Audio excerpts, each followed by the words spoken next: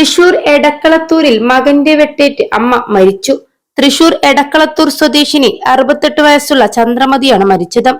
കുടുംബ വഴക്കിനെ തുടർന്ന് മകൻ സന്തോഷ് അമ്മ ചന്ദ്രമതിയെ കത്തികൊണ്ട് വെട്ടിപ്പരിക്കേൽപ്പിക്കുകയായിരുന്നു. 38-കാരനായ സന്തോഷിനെ പോലീസ് കസ്റ്റഡിയിലെടുത്തു.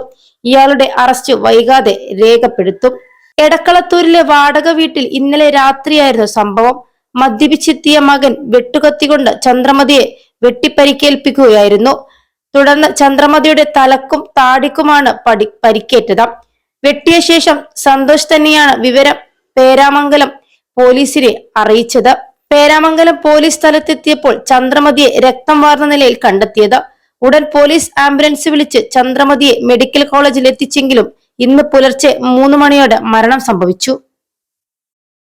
+2 ഡിഗ്രി കഴിഞ്ഞവർക്ക് വേൾഡ്സ് ഫസ്റ്റ് AR/VR ക്ലാസ് റൂമിലൂടെ സ്മാർട്ട് ഫോൺ എഞ്ചിനീയർ ആവാം. കൂടുതൽ അറിയാൻ വിളിക്കൂ ബ്രിഡ്കോ ആൻഡ് ബ്രിഡ്കോ.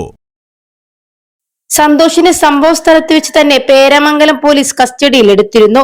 കുടുംബ വഴക്കിനെ തുടർന്നാണ് കൊലപാതകമെന്നാണ് നിഗമനം. എന്നാൽ ഇക്കാര്യത്തിൽ പോലീസ് സ്ഥിരീകരണം നടത്തിയിട്ടില്ല. കൊലപാതകത്തിൽ പോലീസ് അന്വേഷണം ആരംഭിച്ചിട്ടുണ്ട്.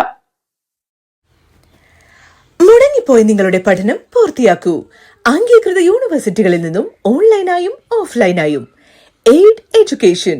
കോൾ 9037242243.